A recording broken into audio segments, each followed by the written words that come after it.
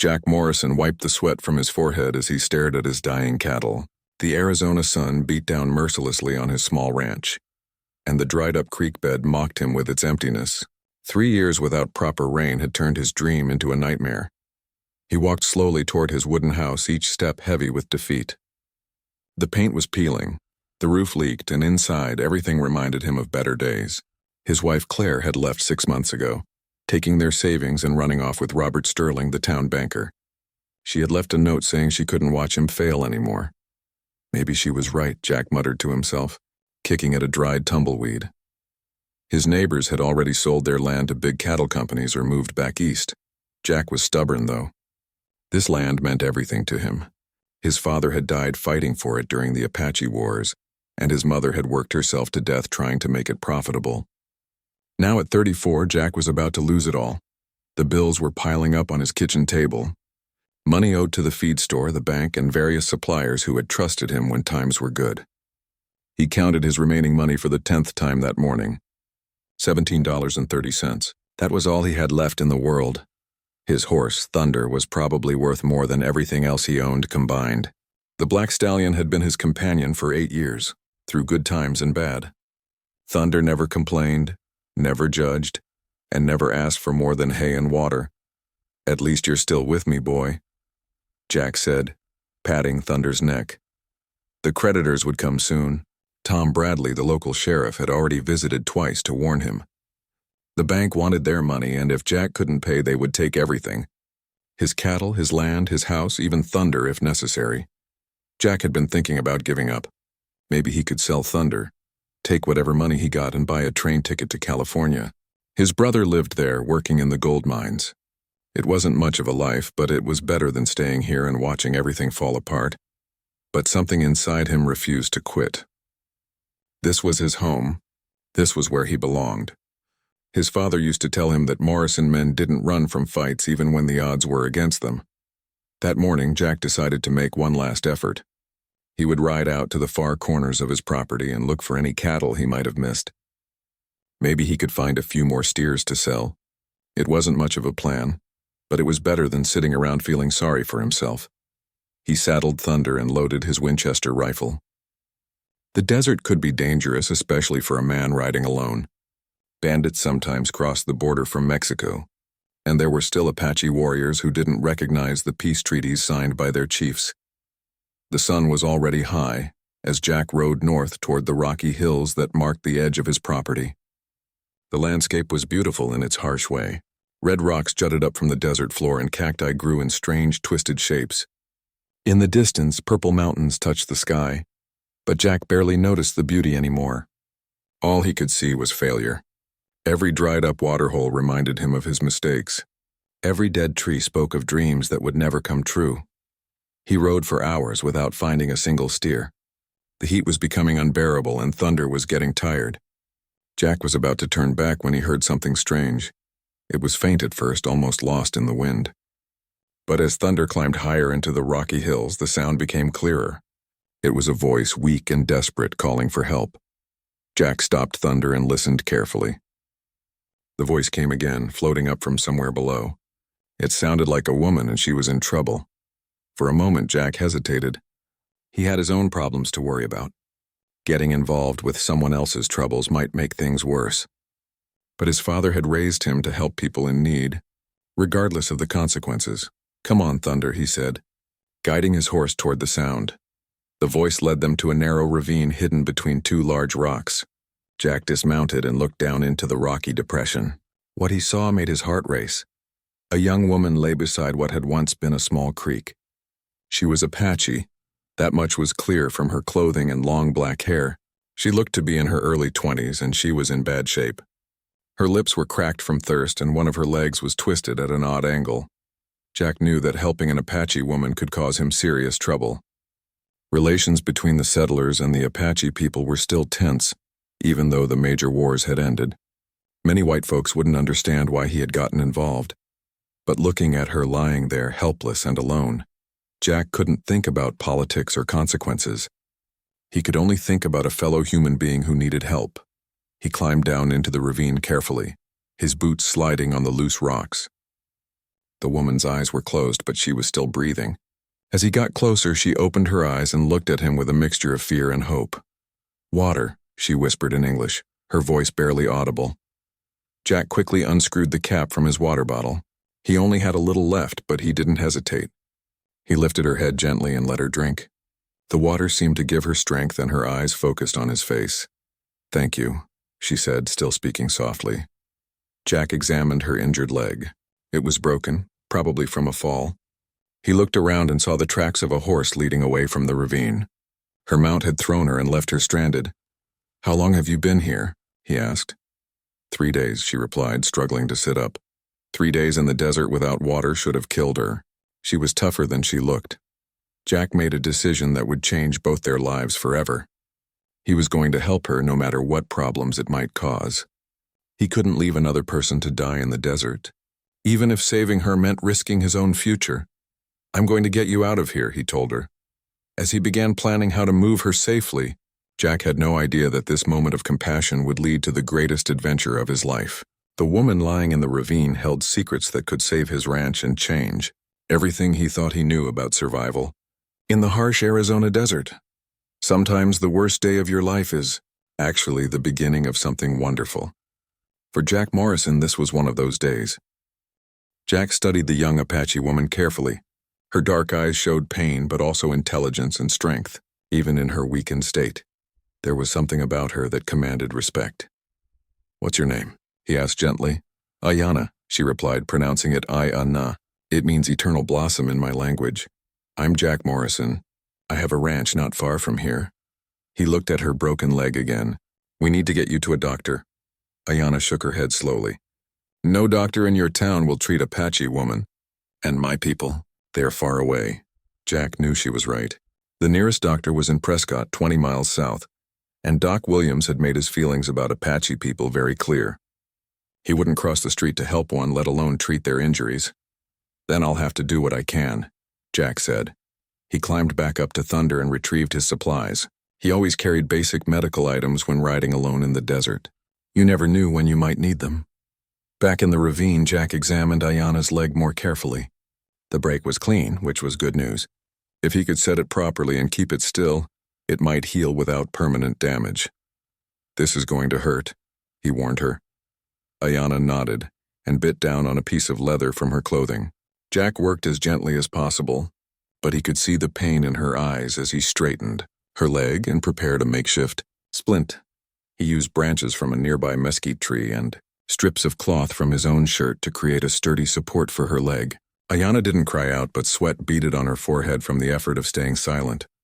"You're tough," Jack said with admiration. "Apache women must be strong," she replied. "The desert teaches us this from childhood." Jack offered her more water, but she pushed his bottle away. "You need it too," she said. "The sun is still high." Her concern for his welfare, even while she was injured and helpless, impressed Jack. This was not what he had expected from their first meeting. Getting her out of the ravine proved to be the next challenge. Ayana couldn't walk, and the rocky walls were too steep to carry her up safely. Jack had to rig a rope system using his lariat and Thunder's strength to pull her to the top. Once they were both on level ground, Jack faced another problem. How could he get her to safety? She couldn't ride alone, and Thunder, strong as he was, would struggle to carry 2 people in the heat of the desert. "There is a place," Ayana said weakly. "Not far. A hidden place where I can rest safely." Jack hesitated. Following her directions would mean going deeper into unfamiliar territory, away from his ranch and any help he might find. But looking at her pale face and the way she struggled to stay conscious, he realized she might not survive a long journey in the sun. "Which way?" he asked. Ayana pointed northwest, toward a series of red rock formations that looked like ancient castles rising from the desert floor. "The canyon with 2 eagles," she said. "Look for the shadow that points like an arrow." Jack lifted her carefully onto Thunder, then mounted behind her. She was lighter than he had expected, and he could feel how the 3 days without food had weakened her. Thunder snorted softly, as if understanding the importance of his burden, and began walking in the direction Ayana had indicated. The sun was beginning its descent toward the western horizon, but the heat was still intense. Jack shared his remaining water with Ayana, knowing they were both risking dehydration. but something told him to trust her directions, even if it meant venturing into unknown territory. As they rode, Ayanna began to tell him more about herself. She had been traveling alone, which was unusual for an Apache woman. Her grandmother had died recently, and she had been visiting the old woman's grave when her horse had spooked and thrown her. "Why were you traveling without others from your people?" Jack asked. "Sometimes a person must walk their path alone," she replied mysteriously. They rode in comfortable silence for a while. Jack found himself studying the landscape through Ayanna's eyes.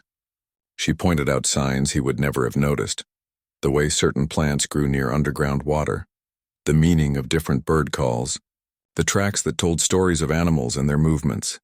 "You see the desert differently than I do," Jack observed. "The desert is alive," Ayanna explained. "Your people see it as something to fight against. My people learn to live with it, to understand its moods and its gifts." As they traveled deeper into the rocky hills, Jack began to wonder if he was making a mistake. The landscape was becoming more rugged and unfamiliar. If something happened to Thunder, or if they got lost, they might both die out here. But Ayanna seemed to know exactly where they were going. Even in her weakened state, she guided them through narrow passages between rocks and around hidden obstacles that could have injured Thunder. "There," she said suddenly, pointing to a formation of red rocks ahead. "Do you see it?" Jack squinted in the bright sunlight. At first, all he saw were the usual desert rocks and cacti. Then, as Thunder carried them closer, he noticed something unusual. The shadow cast by one tall rock formation did indeed look like an arrow, pointing toward what appeared to be a narrow opening in the canyon wall. "The shadow moves as the sun moves," Ayanna explained. "Only at certain times does it point to the entrance." They reached the arrow shadow just as it began to fade. Jack could see the opening now, a gap between two massive red rocks that was barely wide enough for a horse and rider. "Are you sure about this?" Jack asked. "Trust me," Ayanna said simply. Jack guided Thunder into the narrow passage. The walls rose high on both sides, blocking out most of the sunlight and creating a welcome coolness. The passage twisted and turned, and Jack began to worry that they were trapped in a maze of rock. Then, suddenly, the passage opened up and Jack's breath caught in his throat. Before them lay a hidden valley, green and lush in the middle of the harsh desert. A spring bubbled up from the rocks, creating a small stream that supported cottonwood trees and patches of grass. Ancient drawings covered the canyon walls, telling stories of people who had lived here long before white settlers arrived in Arizona. "This is impossible," Jack whispered. "Not impossible," Ayanna said, with the first smile he had seen from her. "Just hidden. My grandmother showed me this place when I was a child. It has been a refuge for our people for many generations." Jack dismounted and helped Ayanna down from Thunder. The horse immediately went to the stream and began drinking deeply. The water was clear and cold, a miracle in the middle of the desert. As Jack helped Ayanna to a comfortable spot under the cottonwood trees, he realized that finding her had led him to something extraordinary. This hidden valley was like nothing he had ever seen, a secret oasis that could change everything. But he had no idea just how much this place, and the woman who had led him to it, would transform his life. The real adventure was just beginning. Jack couldn't stop staring at the hidden valley. After spending years watching his land dry up and die, finding this green oasis felt like discovering treasure. The spring water sparkled in the sunlight and the grass was actually green, not the brown brittle stuff that covered his ranch. "How is this possible?" he asked Ayanna as he helped her settle against a large boulder near the water. "The spring comes from deep underground," she explained, wincing as she adjusted her broken leg. "It has flowed here for hundreds of years, maybe thousands. The canyon walls protect it from the wind and hold in the moisture." Jack walked to the edge of the stream and cupped the cold water in his hands. It tasted better than anything he had drunk in months. Thunder was still drinking, making happy snorting sounds as he enjoyed the first good water he had found in days. "Why did you bring me here?" Jack asked. "This place must be sacred to your people." Ayanna was quiet for a long moment, studying his face. "You risked your life to save mine. You gave me your last water. In my culture, this creates a bond between us." Jack looked around at the ancient drawings on the canyon walls. Some showed hunters chasing deer and elk. Others depicted ceremonies and dances. One large drawing showed a woman pointing toward symbols that looked like stars or maybe flowers. "These pictures," Jack said. pointing to the wall. They're really old, aren't they? My grandmother's grandmother's grandmother made some of these, Ayanna said proudly. Each generation has added to the story of this place. Jack felt honored to be here, but also nervous. He knew that white settlers weren't welcome in most Apache sacred places. If other Apache people found out he had been here, it could cause trouble for both him and Ayanna. Will your people be angry that you brought me here? He asked. Some might be, Ayanna admitted, but my grandmother always said that the valley chooses who finds it. Maybe it chose you. Over the next few hours, Jack made Ayanna as comfortable as possible. He gathered soft grass to make a bed for her, and used his knife to cut poles for a simple shelter. The work kept his hands busy, but his mind was racing with questions. As the sun began to set, painting the canyon walls orange and red, Ayanna began to tell him more about the valley's history. During the wars between my people and yours, she said, this place was a refuge. Families would hide here when the soldiers came. Children were born here. Old people came here to die in peace. Jack listened carefully.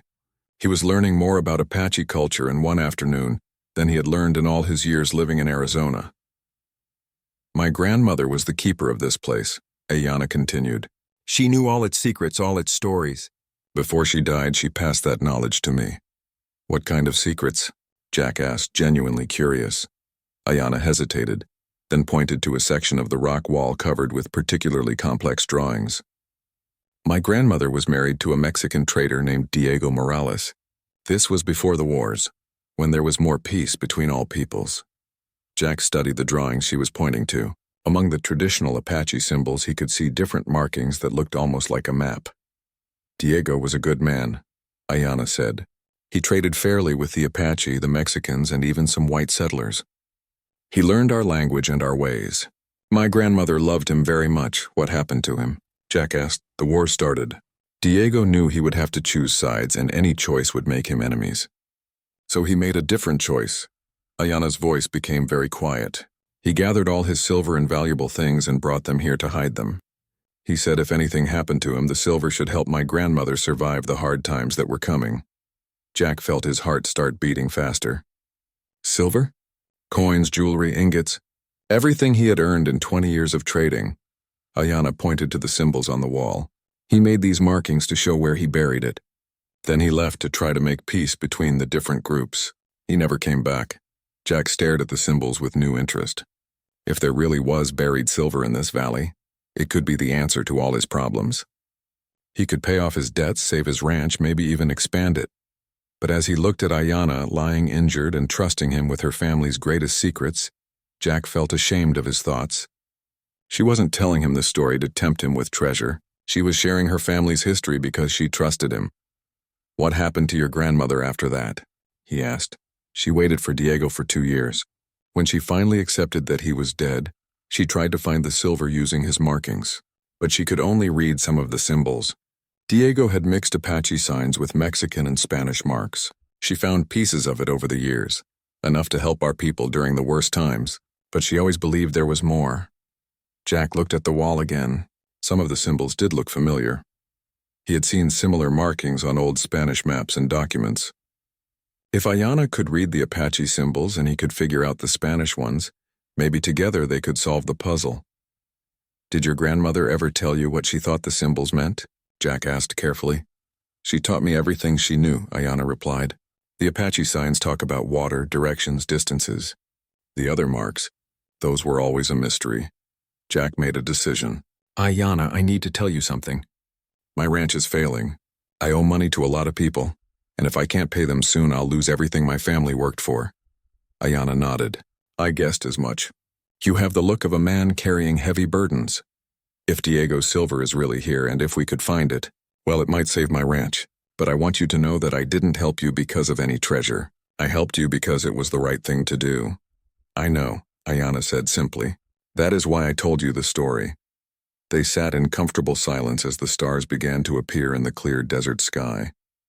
Jack realized that in one day his entire world had changed. This morning he had been a desperate man with no hope. Now he was sitting in a magical hidden valley, talking with an Apache woman who might hold the key to saving everything he cared about. But more than that, he was beginning to understand that Ayanna was special. She was intelligent, brave, and kind. She knew secrets about surviving in the desert that could be more valuable than any buried treasure. "Jack," Ayanna said suddenly, "tomorrow I will show you more of the symbols, but I want to ask something of you." "What?" "If we find Diego's silver, I don't want just money. I want partnership. My people need help and your people need knowledge. Maybe together we can build something good." Jack looked at her in the starlight. This brave woman who could think about helping others even while she was injured and dependent on his kindness.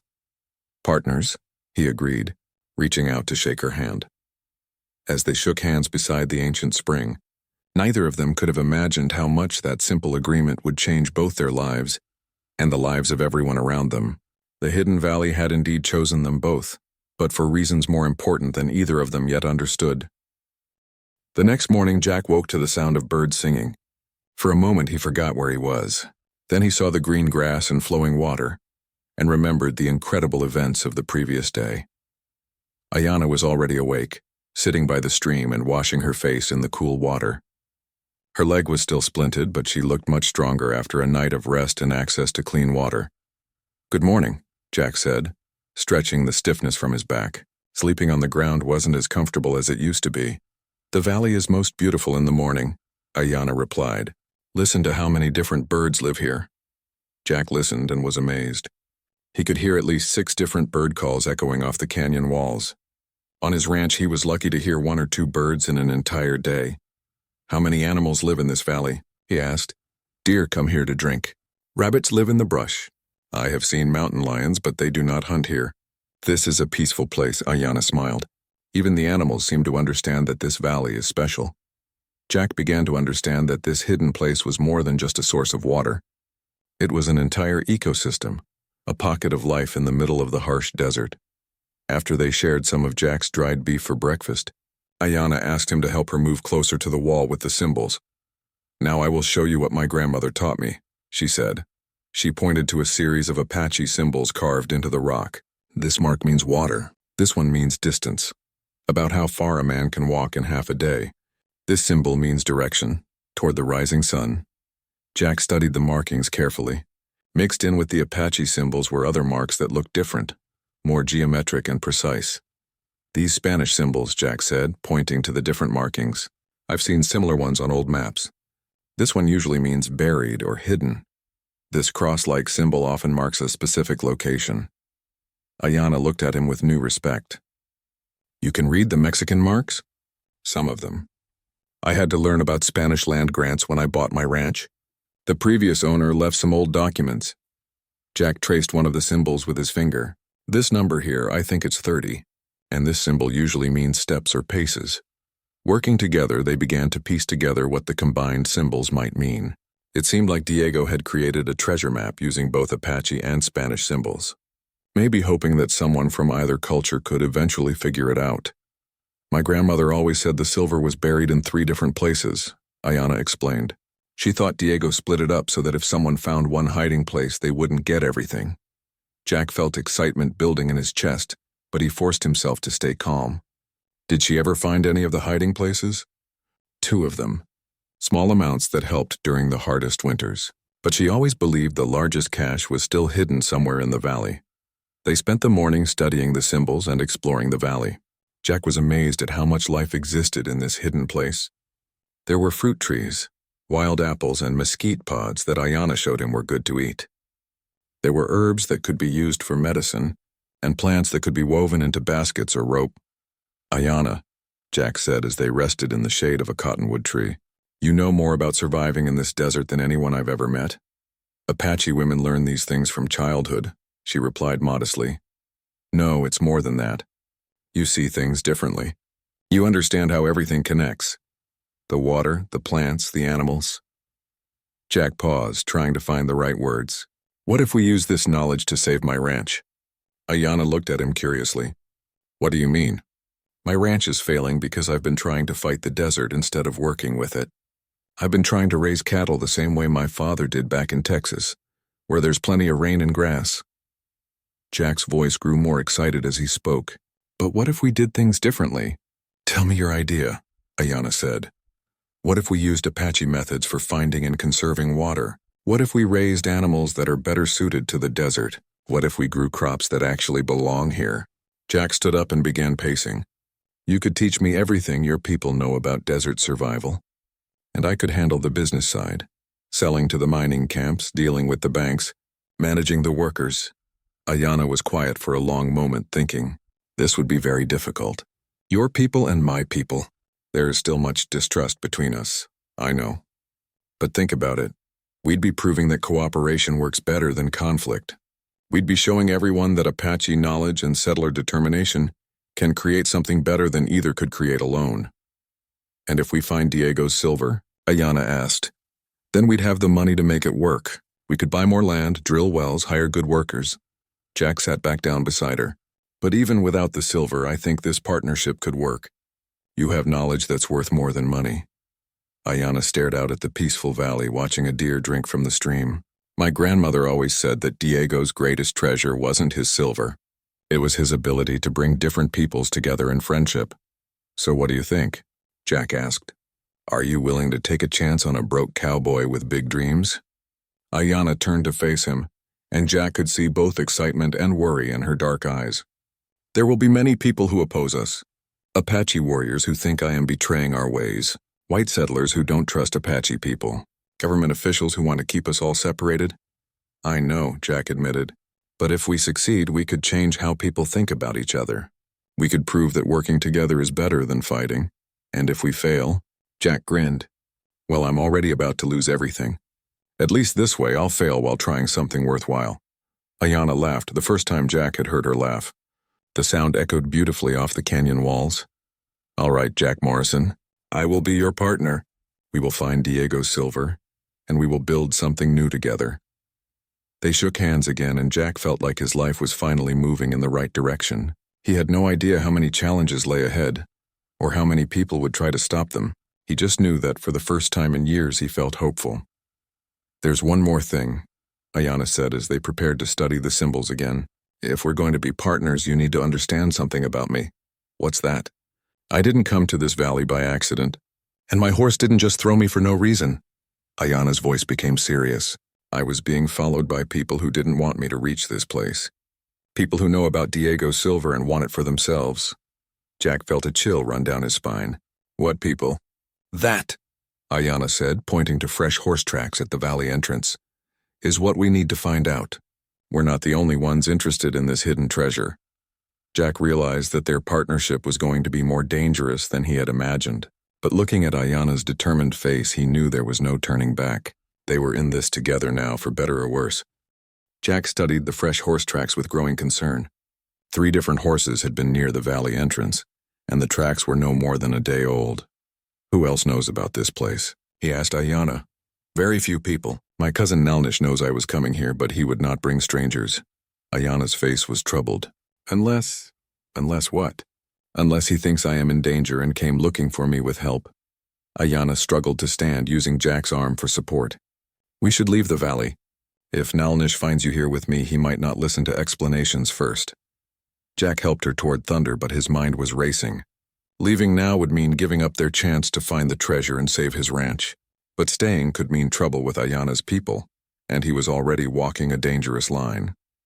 Before they could mount Thunder, voices echoed from the canyon entrance.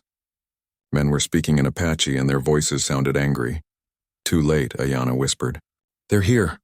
3 Apache warriors rode into the valley. The leader was a man about Jack's age, with long black hair and traditional Apache clothing decorated with silver conchos. His dark eyes were hard as stone when he saw Jack standing beside Ayana. Nalnish, Ayana said, speaking in English so Jack could understand. I am glad you found me. Nalnish dismounted and walked toward them, his hand resting on his knife handle. The 2 men with him also dismounted, flanking their leader with military precision. Sister cousin, Nalnish said to Ayana, his voice cold with disapproval. Why are you in the sacred valley with this white man? He saved my life, Ayana replied firmly. My horse threw me in the desert. I would have died without his help. Nalnish's eyes never left Jack's face. And now he knows the location of our secret place. This was foolish, Ayana. Jack cleared his throat. I understand your concern. I know this place is sacred to your people. I mean no disrespect. You mean no disrespect? Nalnish laughed bitterly. Your people have taken our land, killed our families, and broken every promise they ever made to us. And now you stand in our most holy place and speak of respect? Nalnish, please listen, Ayana said. Jack is different. He risked his own life to save mine when he could have ridden away. One act of kindness does not erase a lifetime of hatred, Nalnish replied. He turned to Jack. You will leave this valley now and never return, and you will tell no one of its location or I will find you. Jack felt anger rising in his chest, but he forced himself to stay calm. Getting into a fight would solve nothing and would put Ayana in danger. I understand your distrust, Jack said carefully, but Ayana and I have made an agreement. We're going to work together. Nalnish's face darkened. Work together? Doing what? Before Ayana could answer, more sounds came from the canyon entrance. This time it was the jingling of spurs and the voices of white men speaking English. Damn, Jack muttered. This was getting more complicated by the minute. 5 men rode into the valley, and Jack recognized them immediately. Tom Bradley, the sheriff, was in the lead, followed by 4 men Jack had never seen before. They wore the dusty clothes of professional trackers, and they all carried weapons. Sheriff Bradley's eyes widened when he saw the confrontation already in progress. Well. Jack Morrison, I've been looking for you. What for, Tom? Jack asked, though he had a sinking feeling he already knew. Your creditors filed papers yesterday. The bank wants to seize your assets, including that horse you're standing next to. Bradley's eyes moved to Ayana and the Apache warriors. But it looks like you've got bigger problems than debt. The Apache warriors had moved into defensive positions, and the tension in the valley was thick enough to cut with a knife. Jack found himself caught in the middle, literally and figuratively. Sheriff Bradley, Jack said, trying to keep his voice steady. There's been a misunderstanding here. The only misunderstanding, said one of the men with Bradley, is how an Apache woman ended up in a sacred valley with a white settler. The man stepped forward, and Jack could see a badge on his shirt. I'm Agent Wesley from the Indian Affairs Office. We've been tracking this woman for 3 days. Jack's blood ran cold. The Indian Affairs Office was responsible for keeping Apache people on reservations. If they wanted Ayana, it meant she was supposed to be somewhere else. Ayana is a free person, Jack said. She's not breaking any laws. Agent Wesley laughed. Actually, she is. She left the reservation without permission and has been missing for over a week. That's a federal offense. Nalnish stepped protectively closer to Ayana. My cousin goes where she chooses. Your reservation boundaries mean nothing to us. They mean everything to the United States government, Wesley replied coldly. And any white man who helps an Apache evade federal authority is also breaking the law. Jack realized the situation was spiraling out of control. Ayana was in trouble with the federal government. Nalnish and his men were ready to fight to protect her. The sheriff was here to take his horse and probably arrest him for debt. And somewhere in all this chaos, the secret of Diego's treasure was about to be exposed. Everyone just calm down, Jack said, raising his hands. We can work this out. There's nothing to work out, Agent Wesley said. The Apache woman comes with us, and you, Morrison, are under arrest for aiding a federal fugitive. He is not your prisoner, Nalnish said, his knife now clearly visible in his hand. And neither is my cousin. The 4 trackers with Wesley began spreading out, clearly preparing for a fight. Sheriff Bradley looked uncomfortable. He had come here to collect a debt, not to start a battle between Apache warriors and federal agents. In the middle of all this tension, Ayana did something unexpected. She stepped forward, putting herself between all the angry men. Stop, she said loudly. All of you stop and think about what you're doing. Everyone paused, surprised by the authority in her voice. You, she said to Agent Wesley, want to take me back to the reservation where my people are dying of disease and hunger. You, she turned to Nalnish, want to protect me by starting a fight that will get all of you killed and bring soldiers to hunt down our families. And you, she looked at Sheriff Bradley, want to take the horse of the only white man who has shown kindness to an Apache in years. Ayana looked around at all of them. Is this how men solve problems? With threats and violence? Jack saw his chance. Ayana's right. We're all acting like children fighting over toys while the real problems go unsolved. What real problems? Agent Wesley demanded. The problem of people starving on reservations. The problem of settlers failing because they don't understand the land. The problem of 2 peoples who could help each other if they stopped trying to destroy each other. Jack took a deep breath and made a decision that would change everything.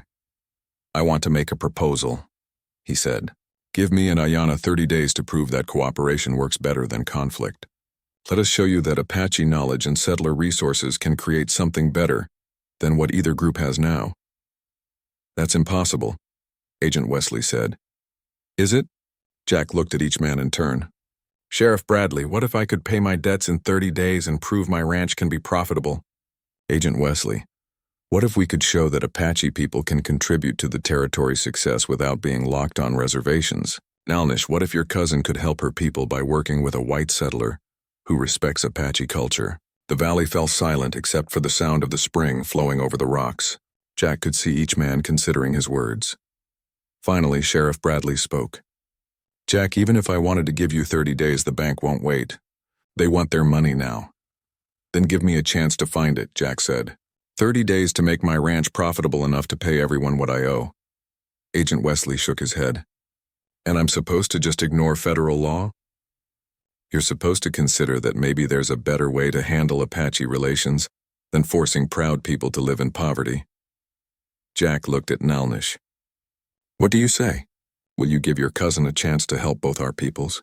Nalnish was quiet for a long moment, studying Jack's face. Finally he spoke. 30 days, he said. But if you betray my cousin, if you bring harm to our people, I will find you. Agent Wesley started to protest, but Sheriff Bradley held up his hand. 30 days, Jack. But if you can't pay your debts by then, I take everything, including that horse. As the tension finally began to ease, Jack realized that their biggest challenges were just beginning. He had 30 days to find Diego's treasure, save his ranch, prove that cooperation between Apache and settlers could work, and somehow avoid getting everyone killed in the process. But looking at Ayanna's grateful smile, he knew he had made the right choice. Sometimes the biggest risks led to the biggest rewards. After the tense confrontation at the valley, Jack and Ayanna had 28 days left to accomplish the impossible. The federal agents had reluctantly agreed to wait, but they weren't going away. Every few days, Jack could see their dust clouds in the distance. Watching and waiting, Ayanna's leg was healing well, and she could now walk short distances with the help of a walking stick Jack had carved for her. Her knowledge of the desert was proving invaluable as they worked to decipher Diego's treasure map. The Apache symbols are clear, she explained as they studied the rock wall for the 100th time. But these Spanish markings, they're more complex than I thought. Jack had been thinking about the Spanish symbols differently. What if Diego wasn't just marking burial spots? What if he was describing a pattern, a way to think about the whole valley? He traced the symbols with his finger, trying to see them as Diego might have. A Spanish trader would have been practical, careful, and clever. He wouldn't have just buried silver randomly. Look at this, Jack said excitedly. These 3 marks that look like crosses. What if they're not just marking spots but showing relationship to each other? Ayanna studied the marks more carefully. You mean like points on a map that connect to form a shape? Exactly. And this number here, 30. If each of these points is 30 paces from something. Jack stood up and looked around the valley. What's the most permanent thing in this valley? Something that wouldn't change over 20 years? Ayanna followed his gaze. The spring, the rock formations, the large cottonwood tree. Jack's excitement grew. The cottonwood tree. It's old enough to have been here when Diego buried the silver. And look, it's positioned so you can see it from anywhere in the valley. They walked to the ancient cottonwood tree, Ayanna leaning on her walking stick. The tree was massive, its trunk easily 6 feet across, with roots that spread out in all directions. If I was Diego, Jack said, I'd use this tree as my central reference point. Working together, they began to pace off distances from the tree, following the pattern suggested by the Spanish symbols. 30 paces north led them to a rocky outcropping. 30 paces east brought them to a cluster of boulders. 30 paces west ended at the base of the canyon wall. 3 points, Ayanna said, just like grandmother always believed. At the first location, the rocky outcropping, they found signs of old digging, stones that had been moved and then carefully replaced. Ayanna's grandmother had found this cache years ago. The second spot near the boulders also showed signs of previous excavation. Another cache her grandmother had discovered, but the third location, at the base of the canyon wall, looked undisturbed. This has to be it, Jack said, his heart pounding. They began digging carefully with tools Jack had brought from his ranch. The work was slow and difficult, especially with Ayanna unable to help much because of her injured leg. But after 2 hours of careful excavation, Jack's shovel hit something hard. "Metal," he whispered. What they uncovered took their breath away. A wooden chest wrapped in oiled leather to protect it from moisture had been buried about 4 feet down. Inside they found more silver than Jack had ever seen in one place. Spanish colonial coins, some dating back more than a century. Silver ingots stamped with Mexican mint marks. Jewelry made by Apache, Mexican, and Spanish craftspeople. Necklaces, bracelets, and ornate belt buckles. And at the bottom of the chest, a leather pouch filled with rough silver ore, probably mined somewhere in the surrounding mountains. "My God," Jack said, staring at the treasure. "There's enough here to buy half the territory." Ayanna picked up one of the necklaces, a beautiful piece that combined Apache turquoise work with Spanish silver crafting. "This was my great-grandmother's work. Diego must have treasured it to include it with his most valuable possessions." Jack began to understand the real value of what they had found. This wasn't just buried treasure. It was a collection that represented the cooperation between different cultures. Diego had valued craftsmanship from Apache, Mexican, and Spanish artisans equally. "Ayanna," Jack said slowly, "I think Diego was trying to tell us something with this collection." "What do you mean?" "Look at these pieces. Apache turquoise work, Mexican silver, Spanish coins. He brought together the best from all 3 cultures." Jack held up a silver belt buckle decorated with both Spanish and Apache designs. He was showing us that cooperation creates more beautiful things than any culture can create alone. Ayanna smiled. "You understand Diego's real message." They were so absorbed in examining the treasure that they almost didn't hear the horses approaching. By the time Jack looked up, it was too late to hide what they had found. Nalnish rode into the valley with 2 of his warriors, but they weren't alone.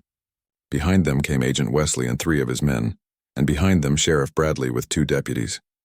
Jack's heart sank. Their 30 days weren't up, but somehow all the interested parties had arrived at the same time. "Well, well," Agent Wesley said, dismounting and walking toward the open chest.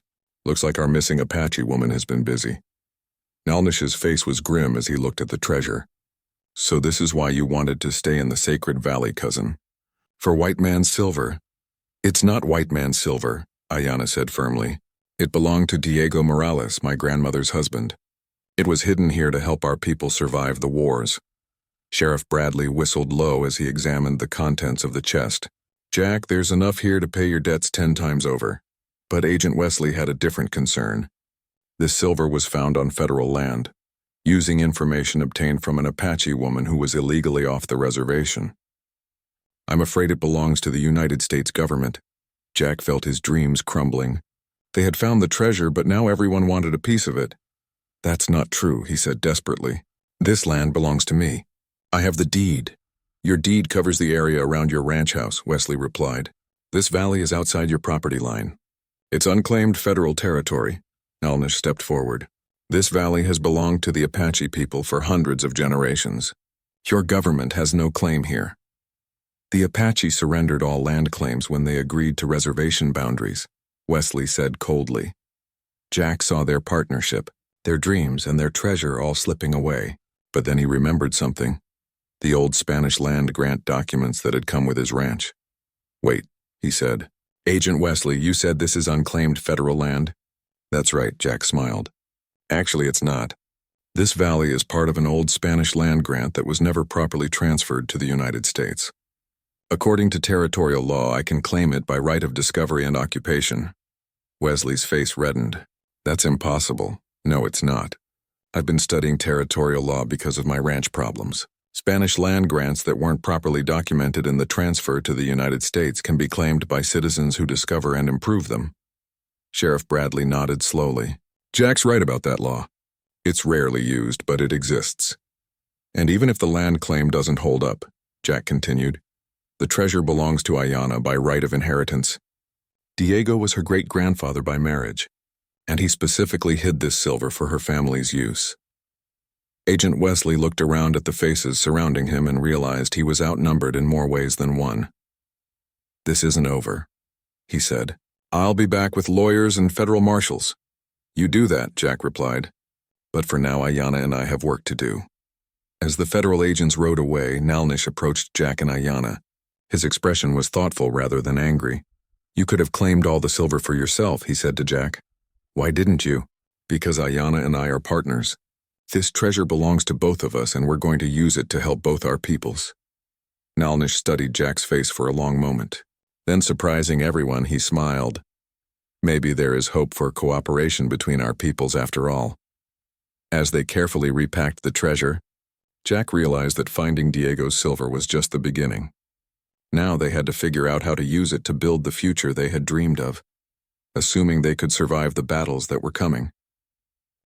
With Diego's treasure finally in their hands, Jack and Ayanna faced the biggest decision of their lives.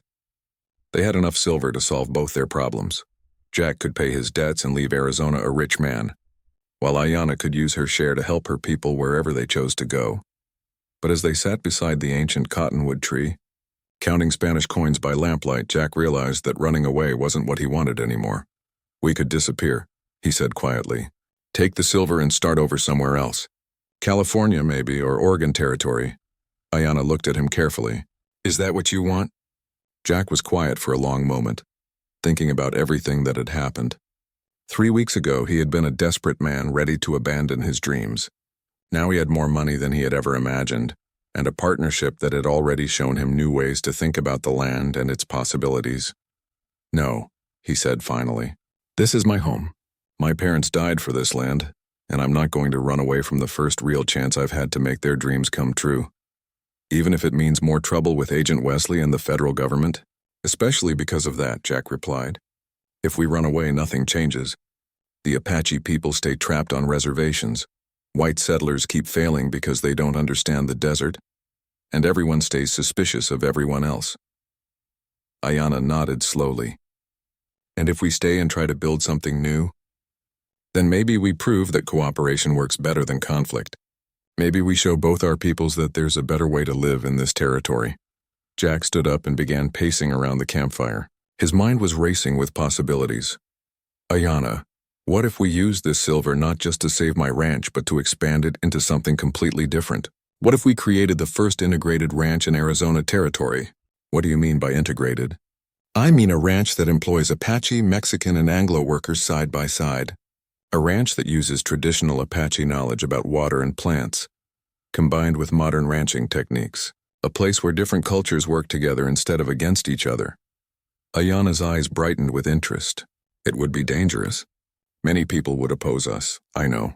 But think about what we could accomplish. We could show that Apache knowledge about desert survival is valuable.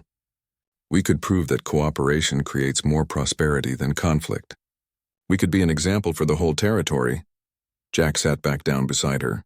But I need to know that you're willing to take that risk. This isn't just about money anymore.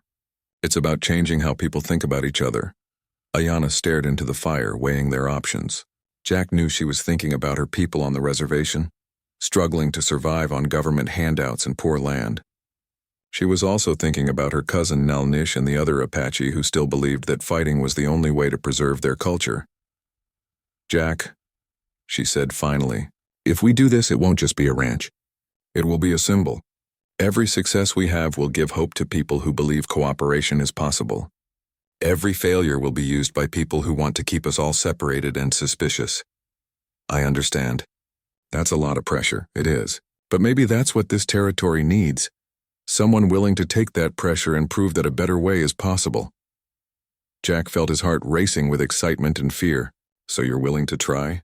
I'm willing to try. But we have to be smart about it. We can't just announce our plans and hope for the best. We need to build support, make allies, and show results before our enemies can organize against us. They spent the next few hours planning their strategy.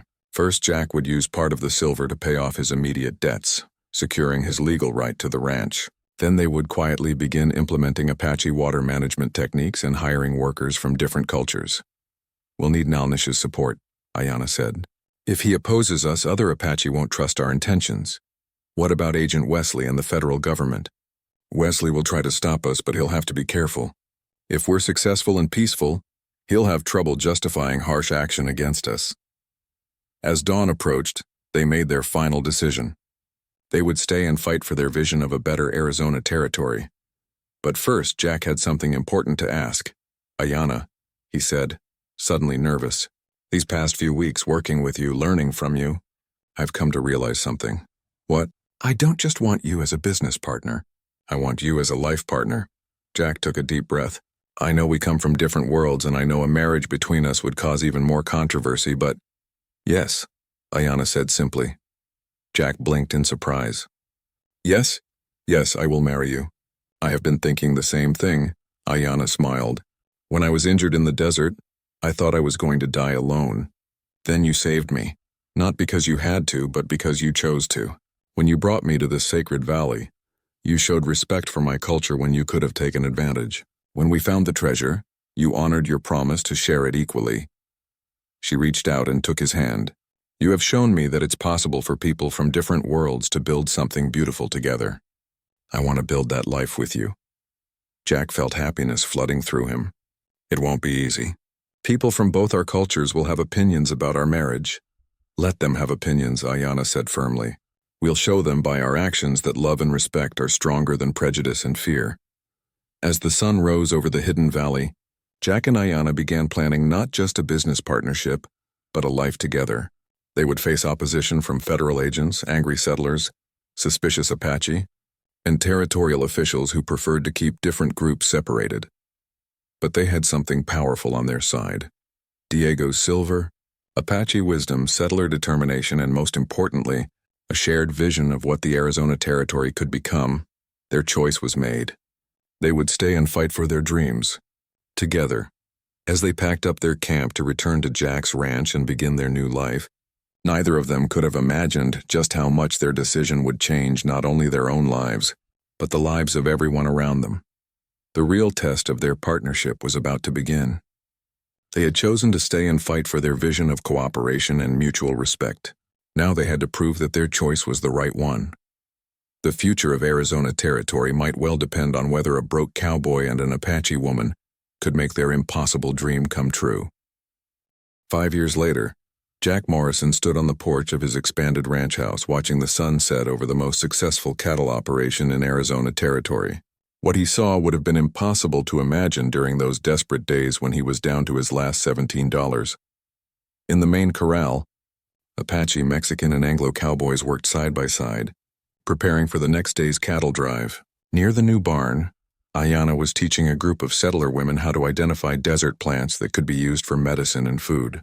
Their 3 children, 5-year-old Diego, 3-year-old Rosa, and baby Thomas, played nearby, switching effortlessly between English, Spanish, and Apache as they grew up trilingual in a world their parents had created. The transformation had not been easy or quick.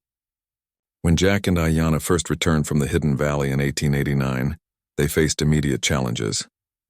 News of their marriage had spread quickly, creating controversy in both communities. "You're making a mistake, Jack," Sheriff Bradley had warned him. "Marrying an Apache woman will make you enemies among your own people." Similar warnings came from Nalnish and other Apache leaders. "My cousin is forgetting her heritage," some said. "She should be helping her people, not building wealth for white settlers." But Jack and Ayanna had been determined to prove that cooperation could work. They started small, using Diego's silver carefully and strategically. First, Jack paid off all his debts, which impressed his creditors and gave him breathing room to make changes. Then they began implementing Ayanna's knowledge of desert water management. She showed Jack how to read the land for signs of underground water, how to build simple but effective irrigation systems using gravity and natural slopes, and how to choose locations for water retention that worked with the desert's natural patterns instead of against them. The results were dramatic. Within the first year, Jack's ranch was supporting twice as many cattle on the same amount of land, simply by using water more efficiently. "I don't understand how Morrison's cattle are so healthy," complained neighboring rancher Ben Harrison. "His grass is greener, his water holes don't dry up, and his animals never seem to suffer during droughts." What Harrison didn't understand was that Jack and Ayanna were working with the desert rather than trying to impose Eastern farming methods on Western land. The success attracted attention, both positive and negative. Progressive ranchers and territorial officials began visiting to learn about their methods. But Agent Wesley and other federal bureaucrats continued to view their operation with suspicion. "This integration experiment is dangerous," Wesley reported to his superiors in Washington. "It's giving Apache people ideas about living independently instead of accepting reservation life." Despite the opposition, Jack and Ayana's ranch continued to grow. They hired workers based on skill and character, rather than race or culture. Carlos Rodriguez, a Mexican vaquero with 30 years of experience, became their cattle foreman. Billy Thompson, a young Anglo cowboy, learned Apache tracking methods and became one of their best scouts. Most importantly, several Apache families, including some of Nalnish's relatives, came to work on the ranch seasonally, earning money and maintaining their cultural connections. "What you've built here," Nalnish told Jack during one of his visits, "is what my grandmother always said was possible. Different peoples working together, each contributing their strengths." The economic success was undeniable. By 1893, the Morrison Ranch was supplying beef to mining camps throughout Arizona and New Mexico. They had expanded to include sheep ranching, using Apache methods for predator control and pasture management. They also began growing crops using traditional Apache agriculture techniques, producing food that could survive in the desert climate. But the real transformation was cultural.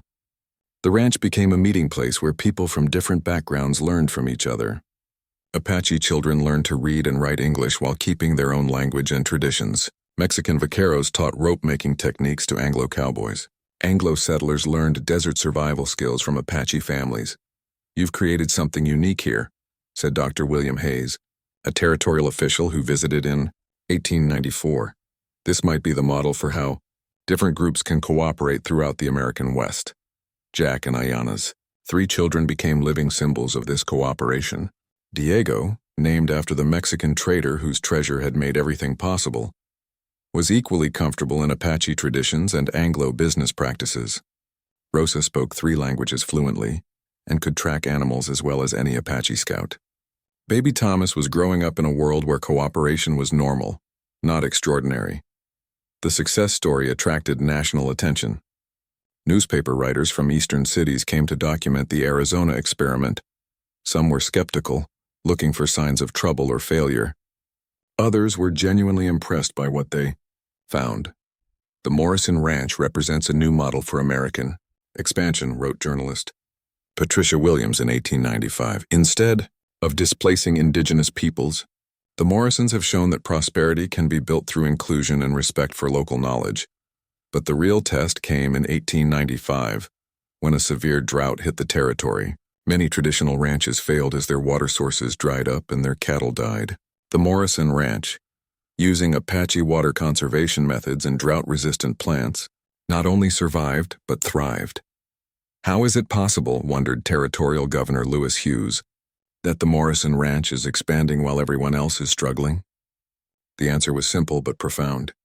By combining Apache knowledge of desert survival with Anglo determination and Mexican ranching techniques, Jack and Ayana had created something stronger than any single culture could have produced alone. Agent Wesley, who had opposed them from the beginning, was finally forced to admit their success. "I still don't approve of the integration," he wrote in his final report before being transferred. "But I cannot argue with the results. The Morrison Ranch is the most successful operation in Arizona territory." By 1895, Jack and Ayana's story had become legendary throughout the Southwest. Young people from various cultures came to work on their ranch, hoping to learn their methods. Other ranchers began adopting their water management techniques. Most importantly, their success had proven that cooperation between different peoples was not only possible, but profitable. "When I found you in that ravine," Jack said to Ayana one evening as they watched their children play, "I thought I was just saving one person's life." "Instead, you saved 2 lives," Ayana replied. "Yours and mine. And from those 2 lives, we built something that helps many others." The hidden valley where they had found Diego's treasure became a family retreat, a place where they could remember how their partnership began and plan for the future. The spring still flowed, the ancient cottonwood tree still provided shade, and the petroglyphs still told the stories of people who had learned to thrive in the desert. "What do you think Diego would say if he could see what his treasure helped create?" Jack asked one day as they sat beneath the cottonwood tree. "I think he would be proud," Ayana replied. He always believed that different cultures could work together. We proved he was right. As they looked out over their thriving ranch with its diverse workforce and innovative methods, Jack and Ayanna knew they had accomplished something remarkable.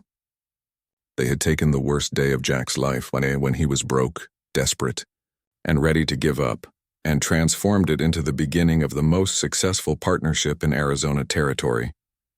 But more than that, they had shown that the American dream was big enough to include everyone.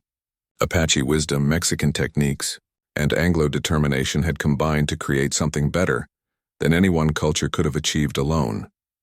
Their 3 children would grow up in a world where cooperation was normal, where different languages and customs were valued, and where success came from working together rather than against each other. The broke cowboy and the Apache woman he had rescued had done more than save each other's lives. They had shown Arizona territory, and eventually the entire American West, a better way to build the future. No one could believe what had happened after that rescue in the desert, but everyone could see the results.